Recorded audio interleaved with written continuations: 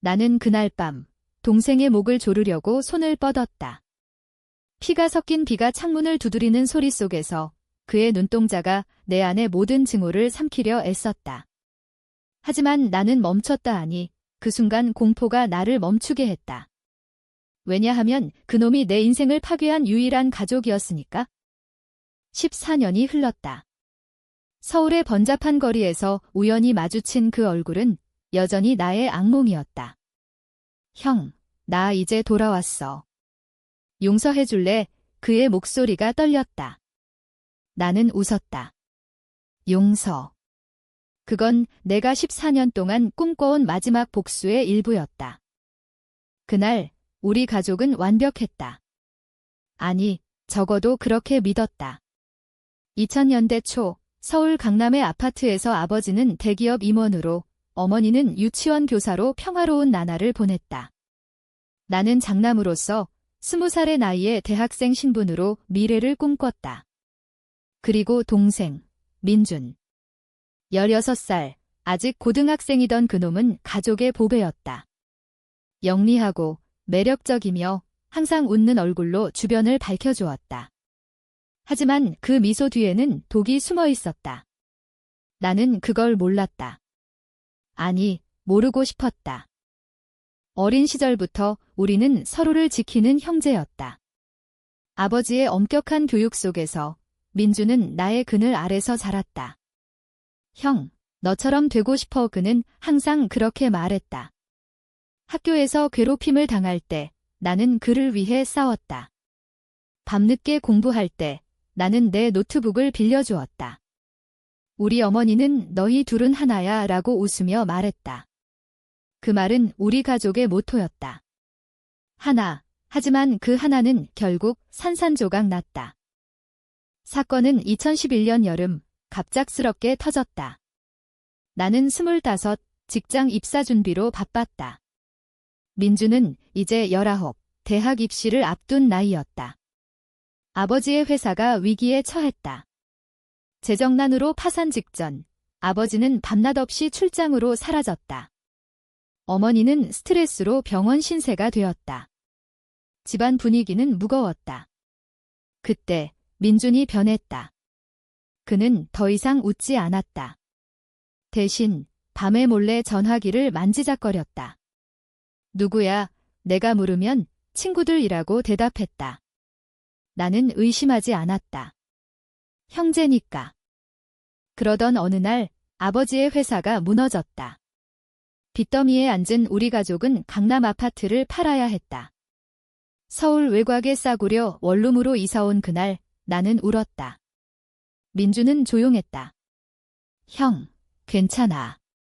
내가 해결할게. 그의 말은 가벼웠지만 그 안에 숨겨진 무게를 나는 알지 못했다. 며칠 후 민준이 사라졌다. 집에 돌아오지 않았다. 어머니는 미쳐 날뛰었다. 민준아. 어디 갔어? 경찰서로 달려가 신고했지만 소용없었다. 민준은 자발적으로 떠난 거였다. 그의 방에서 발견된 편지 한 장. 미안해. 형이 나 혼자 갈게. 가족 부담이야. 그 편지는 우리를 더 파괴했다. 어머니는 정신과 입원했다. 아버지는 술에 빠져 결국 심장마비로 쓰러졌다.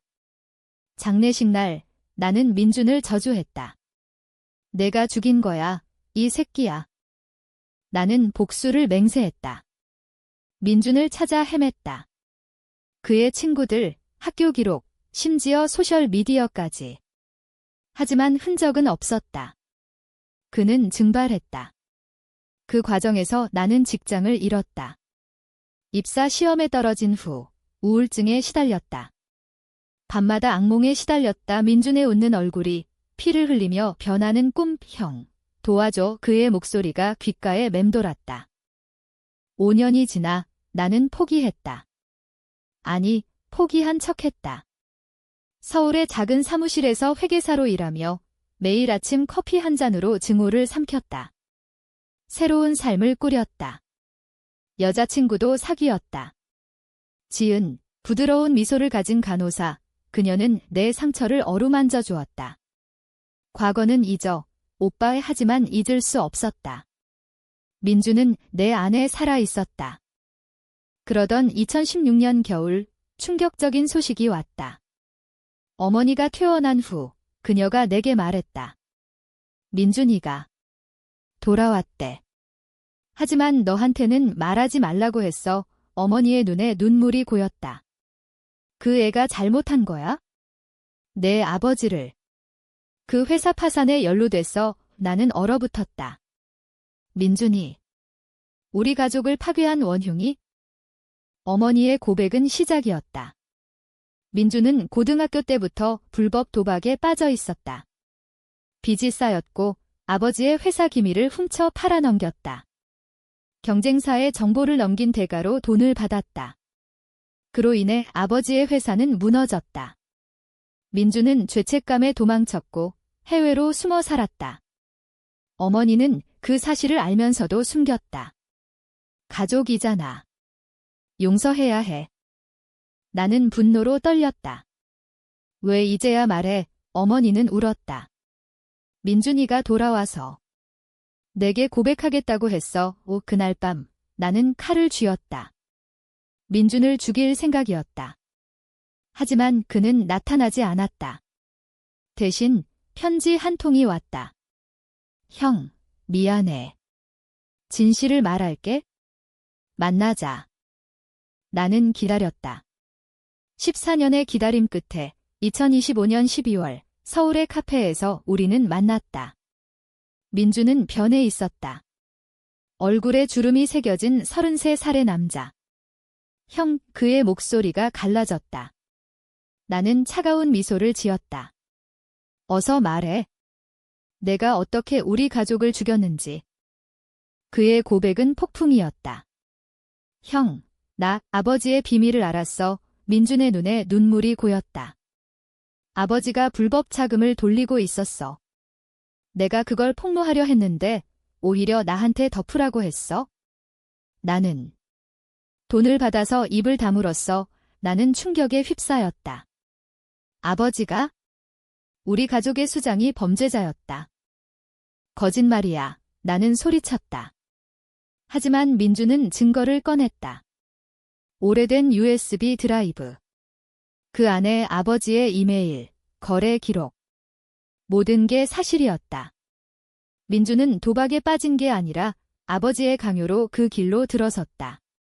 형, 나도 피해자야. 하지만 나는 도망쳤고 너는? 모든 걸 짊어졌어. 나는 무너졌다. 14년의 증오가 한순간에 무너지는 기분이었다. 하지만 그건 끝이 아니었다. 복수의 불씨는 여전히 타오르고 있었다. 그럼 왜 어머니를 속였어? 왜 나를 버렸어? 민주는 고개를 숙였다. 공포 때문이야. 형, 너라면 나를 용서할 수 있을까? 그날 우리는 헤어졌다. 하지만 내 마음속에서 새로운 계획이 싹텄다. 용서. 그건 너무 쉽다. 나는 진정한 화해를 위해 모든 비밀을 드러내야 했다. 민준, 내가 돌아온 대가는? 내 인생 전체일 거야. 카페를 나선 후 나는 집으로 돌아가지 않았다. 한강공원 벤치에 앉아 밤 공기를 마시며 생각에 잠겼다. 민준의 얼굴이 떠올랐다. 그놈의 눈빛은 후회로 물들어 있었지만 내 안의 상처는 여전히 피를 흘렸다. 14년이 그 시간 동안 나는 무엇을 했나? 직장, 연애, 일상 모두 가짜였다. 진짜 나는 복수를 꿈꾸는 그림자였다. 다음 날 나는 민준을 다시 만났다. 그의 제안대로 옛 집터 근처의 모텔에서. 형, 더 말할 게 있어. 그는 떨리는 손으로 문을 열었다. 방 안은 어두웠다. 창밖으로 보이는 서울의 네온사인이 우리 과거를 비추는 듯 했다. 민주는 테이블에 앉아 오래된 사진 앨범을 펼쳤다. 우리 어린 시절. 아버지의 무릎에 앉은 민준, 나와 손잡고 웃는 모습. 이게 시작이야, 형. 그의 이야기는 이어졌다. 아버지는 회사에서 단순한 임원이 아니었다. 그는 비밀리에 뇌물수수와 탈세를 저질렀다. 민주는 우연히 아버지의 사무실에서 그 문서를 발견했다. 고등학생이었던 민주는 충격받았다. 아빠, 왜? 그는 물었지만 아버지는 웃으며 말했다. 이게 세상이야, 민준아. 약육강식. 민주는 아버지의 비밀을 지키기 위해 점점 더 깊은 수렁으로 빠져들었다. 아버지는 민준에게 작은 돈을 주며 입막음을 했다. 가족을 지키는 거야. 하지만 돈은 중독이었다. 민주는 도박으로 그 돈을 불리려 했고 실패했다. 빚이 쌓였다. 아버지는 민준을 이용했다. 회사 기밀을 팔아. 그 돈으로 빚 갚아 민주는 거부했다. 대신 그는 익명으로 경쟁사의 정보를 흘렸다. 그게 파산의 방아쇠였다. 형, 나 아버지를 증오했어. 민준의 목소리가 갈라졌다. 하지만 너한테는 말할 수 없었어. 형은 가족의 희망이었으니까 나는 주먹을 쥐었다. 희망. 내가 도망친 후 나는 모든 걸 잃었어. 어머니는 미쳤고 아버지는 죽었어. 너는? 민주는 울었다. 나도 죽었어. 형 해외에서 10년 동안 다른 사람으로 살았어. 이름 바꾸고 직업도 바꾸고. 하지만 매일 밤 내 얼굴이 떠올랐어. 그는 주머니에서 편지를 꺼냈다. 어머니에게 보내지 않은 편지들. 용서해달라고 썼어. 하지만 보낼 용기가 없었어. 나는 그 편지를 읽었다. 민준의 필체는 여전했다. 엄마, 제가 다 잘못했어요. 형한테 미안해요. 눈물이 고였다. 하지만 내 증오는 녹지 않았다. 이게 다야? 내가 왜 돌아왔어? 돈 때문이야? 아니면 어머니의 유산? 민주는 고개를 저었다. 아니, 형 땀 때문이야. 그의 말에 나는 멈칫했다. 나 위암 말기야. 6개월 남았어. 그는 셔츠를 들추었다. 배에 새겨진 흉터. 수술 자국. 돌아온 이유는 진실을 말하고 죽는 거야? 화해하고 싶어. 충격이 밀려왔다. 민준, 그 불쌍한 새끼. 하지만 내 안의 악마가 속삭였다. 이게 기회야. 내가 죽기 전에 모든 걸 갚아. 나는 미소 지었다. 좋아. 화해하자. 하지만 조건이 있어? 모든 비밀을 공개해. 아버지의 범죄, 내 역할, 전부. 민주는 동의했다. 우리는 계획을 세웠다. 먼저 어머니를 만났다.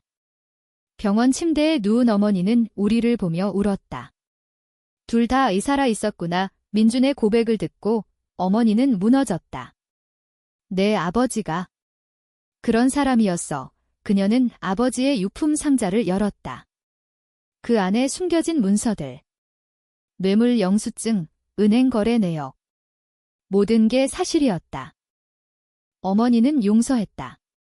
가족이잖아. 하지만 나는 달랐다. 나는 법을 동원했다. 변호사를 고용해 아버지의 옛 동료들을 조사했다. 민준의 증언으로 회사 파산 사건을 재수사하게 만들었다. 언론이 달려들었다. 14년 만에 충격 고백, 대기업 임원의 비밀 범죄의 헤드라인은 우리 가족을 재조명했다. 민주는 TV에 나왔다. 저는 피해자이자 가해자입니다. 형제에게 미안합니다. 그의 눈물은 진심이었다. 시청자들은 동정했다. 하지만 나는 알았다. 이건 시작일 뿐. 내 복수는 민준의 죽음이 아니라 그의 영혼을 짓누르는 거였다. 며칠 후 지은이 나를 찾아왔다. 오빠, 무슨 일이야? 뉴스 봤어. 그녀의 눈에 걱정이 가득했다. 나는 그녀를 안았다. 끝났어. 이제 새로 시작할게. 하지만 거짓이었다. 지은은 내 비밀을 알았다. 민준 씨 정말 암이야. 나는 고개를 끄덕였다. 그래. 하지만 그게 다가 아니야? 지은은 떠났다. 너 여전히 증오에 사로잡혔어. 그녀의 말은 칼날 같았다. 나는 홀로 남았다. 민준과 함께 더 깊은 어둠으로 들어갔다. 형, 이제 뭐 할 거야? 민준이 물었다. 나는 대답했다. 진짜 화해를. 하지만 내가 모든 걸 잃을 때까지. 민준의 병세가 악화되기 시작했다. 그는 매일 구토를 하고 체중이 빠르게 줄었다. 병원에서 퇴원한 후 그는 내 아파트로 왔다. 형, 곁에 있어줄래? 그의 부탁은 약해 보였지만 내 계획에 딱 들어맞았다. 나는 그를 돌보는 척했다. 아침에 죽을 끓여주고 약을 챙겨주었다. 하지만 밤에는 그의 전화기를 훔쳐보았다. 과거 연락처, 해외 생활 기록. 모든 걸 파헤쳤다. 형, 왜 그래? 민준이 물었다. 나는 웃었다. 걱정돼서. 하지만 내 마음은 차가웠다. 민준의 고백은 아직 미완이었다. 아버지의 범죄는 빙산의 일각. 나는 더 깊이 파고들었다. 옛 회사 직원들을 만났다. 김 사장님, 2011년 일 기억하세요? 그들은 피했다. 하지만 돈 몇 푼에 입을 열었다. 아버지는 민준뿐 아니라 나도 이용하려 했다. 입사 추천서로 나를 끌어들여 범죄의 공범으로 만들려 했던 거다. 너도 알았어야 했어. 나는 민준에게 말했다. 그는 고개를 저었다. 형, 모르게 해서 다행이었어. 나처럼 되지 않았으니까. 그의 말은 진심이었지만 나를 자극했다. 다행. 내가 내 인생을 망친 게 다행이야? 우리의 대화는 매일 전쟁이었다. 민준은 후회로 가득 찼고 나는 증오로 불타올랐다. 어느 날 그는 꿈을 꾸며 소리쳤다. 아빠, 미안해. 깨어난 민준은 울었다. 형, 나 아버지를 죽이고 싶었어. 그날 파산 소식 듣고 칼을 들었어. 나는 놀랐다. 뭐? 왜 말 안 했어? 민준의 새로운 고백. 파산 직후 그는 아버지를 찔렀다. 치명상은 아니었지만 그 스트레스가 아버지의 심장마비를 촉발했다. 나 때문에. 아버지가 민준은 자책했다. 나는 그 사실을 이용했다. 그럼 경찰에 자수해. 내 죄를. 민준은 거부했다. 형, 그럼 어머니가 무너져. 나는 압박했다. 화해가 뭔데? 내가 모든 걸 짊어지는 거야. 이 결국 민준은 동의했다. 우리는 경찰서로 갔다. 그의 자백은 충격이었다. 저는 아버지를 해쳤습니다. 뉴스는 다시 들끓었다. 형제의 비극, 살인 미수 고백. 어머니는 병원에서 쓰러졌다. 민준아, 왜? 그녀의 절규가 내 가슴을 찔렀다. 나는 죄책감을 느꼈다. 하지만 멈출 수 없었다. 이게 복수였다. 공정한 대가. 민준은 구속됐다. 감옥에서 그는 편지를 보냈다. 형, 고마워. 이제 자유로워. 하지만 나는 자유롭지 않았다. 지은이 돌아왔다. 오빠, 그만해. 이건 복수가 아니야? 파괴야. 그녀의 말에 나는 흔들렸다. 민준의 재판날, 나는 증언대에 섰다. 동생은 피해자입니다. 용서합니다. 내 말은 거짓이었다. 하지만 그 순간 무언가 변했다. 민준의 눈빛. 감사와 슬픔. 재판은 유죄. 집행유예. 민준은 풀려났다. 병세가 심해진 그는 호스피스로 갔다. 나는 매일 방문했다. 형, 왜 날 용서한 척했어? 그는 물었다. 나는 대답했다. 진짜 용서였어. 내가 나를 자유롭게 했으니까? 하지만 마지막 밤, 민준은 속삭였다. 형, 마지막 비밀. 아버지는 나를 사랑했어. 하지만 너를 더. 그의 죽음은 조용했다. 나는 울었다. 14년의 증오가 마침내 녹아내렸다. 민준의 장례식은 소박했다. 어머니와 나, 지은만 참석했다. 비가 내렸다. 무덤 앞에서 어머니는 속삭였다. 이제 다 끝났어. 하지만 내게는 끝이 아니었다. 민준의 죽음은 새로운 시작이었다. 그의 유언장. 형에게 모든 걸 물려줘. 그 안에 숨겨진 USB. 아버지의 모든 비밀 파일. 나는 그걸 열었다. 아버지의 일기. 민준아, 미안하다. 내가 희생한 거 알아. 아버지는 민준을 보호하기 위해 자신을 희생했다. 타사는 아버지의 선택이었다. 범죄를 폭로하기 위해 일부러 무너뜨린 거다. 민준은 그걸 몰랐다. 형, 내가 강하니까. 너는 살아남을 거야. 충격. 모든 게 뒤집혔다. 아버지는 영웅이었고 민준은 오해의 희생양. 나는 무너졌다. 내가 잘못했어. 지은이 안아주었다. 늦지 않았어, 오빠. 이제 진짜 화해할 때. 나는 언론에 나섰다. 아버지의 진실, 모든 걸 공개했다. 아버지의 희생, 민준의 오해. 세상은 놀랐다. 우리 가족은 피해자였다. 어머니는 회복됐다. 고마워, 아들아. 하지만 내 마음속 증오는 남아있었다. 아니, 변했다. 이제는 나 자신을 향한 증오, 민준의 죽음을 용서할 수 없었다. 왜 그는 진실을 말하지 않았나? 왜 나를 고통스럽게 했나? 지은과 나는 결혼했다. 새삼, 하지만 밤에 악몽이 왔다. 민준의 얼굴. 형, 용서해. 나는 깨우쳤다. 미안해, 동생아. 1년 후, 나는 책을 썼다. 잃어버린 형제 베스트셀러. 인터뷰에서 나는 말했다. 화해는 용서가 아니야. 이해하는 거야. 세상이 공감했다. 책 출간 후, 내 삶은 변했다. 강연 요청이 쇄도했다. 서울의 대학교, 기업 세미나. 트라우마 극복지라는 주제로. 하지만 매번 민준의 그림자가 따라왔다. 당신 동생은 영웅이었나요? 기자들이 물었다. 나는 웃었다. 그래, 우리 모두 영웅이었어. 어머니는 새 남편을 만났다. 70대에 들어서도 그녀는 웃었다. 민준이가 축복해줄 거야. 나는 기뻤다. 하지만 내 안의 빈 공간은 채워지지 않았다. 지은의 임신 소식. 아기 이름 민준으로 할까? 그녀의 말에 나는 울었다. 좋아. 출산 날 병원에서 나는 약속했다. 이 아이에게 증오를 물려주지 않을게. 하지만 과거는 쫓아왔다. 아버지의 옛 동료가 찾아왔다. 김씨, 당신 아버지가 남긴 돈 있어. 돌려줄게. 5억 범죄 수익. 나는 거부했다. 불태워. 그 돈은 자선으로 갔다. 민준 재단.